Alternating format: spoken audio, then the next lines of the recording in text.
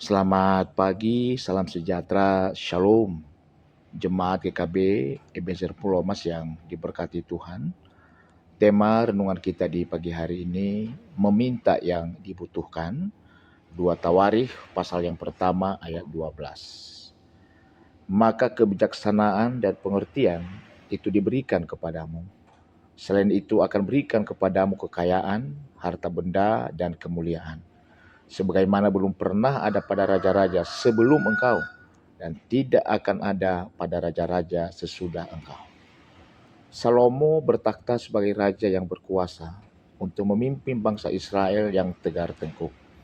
Salomo juga mempersembahkan korban sebagai bentuk syukur dan keinginan kuat untuk memulai perjalanan kekuasaannya dengan berlandaskan pada kuasa yang benar, yaitu Allah sendiri. Oleh karena relasi itu, maka Allah sendiri menanyakan apa yang hendak diminta oleh Salomo. Sebagai seorang manusia, tentulah boleh merasa tergoda mendapat penawaran seperti ini, dan bisa dikatakan bahwa hal ini adalah bentuk lain dari cobaan terhadap kemanusiaan. Kemanusiaan kita dicoba ketika Allah seolah akan memberikan apa saja yang kita minta. Seandainya Salomo meminta harta kekayaan, kuasa, dan kemuliaan, maka kemungkinan besar tentu Allah akan mewujudkannya sesuai dengan firman-Nya sendiri. Akan tetapi, Salomo berhasil melawan godaan itu karena ia sebenarnya sangat dipengaruhi oleh perkataan Daud tentang dirinya, yaitu ia masih sangat muda dan kurang berpengalaman untuk menjadi raja Israel.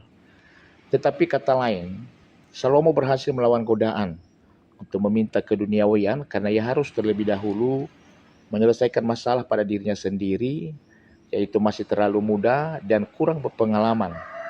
Salomo meminta hikmat dari Allah sebagai bekal untuk memimpin bangsa itu. Dalam hal ini, Salomo mengajarkan kita untuk meminta yang dibutuhkan, bukan yang diinginkan. Di tengah kesulitan sekarang ini, kita harus bisa membedakan kebutuhan dengan keinginan. Keinginan akan membuat kita tidak pernah merasa puas dan mensyukuri apa yang ada. Tuhan tidak menyediakan keinginan kita sepenuhnya, tapi Tuhan menyediakan kebutuhan kita. Keinginan yang tidak bisa dikontrol akan membawa kita tersesat, sebab kita akan melakukan berbagai cara demi mendapatkan keinginan kita, sekalipun cara itu adalah cara yang salah. Oleh karena itu, kita perlu bertanya kepada diri kita sendiri, apakah permohonanku sangat penting bagi pengenapan rencana Tuhan? Atau apakah itu hanya untuk kesenanganku saja? Jika kita tidak dapat menggenapi rencana Tuhan tanpa sesuatu, hal itu berarti kebutuhan, dan Dia akan menjawab ketika kita berdoa untuk memenuhi kebutuhan itu. Filipi 4 ayat 9. Seperti Salomo yang meminta hikmat kepada Allah, bukan semata-mata untuk kesenangannya sendiri, tapi untuk kepentingan suatu bangsa yang besar. Mencari Tuhan di atas segala hal lain berarti menundukkan keinginan-keinginan kita di bawah kehendak-Nya.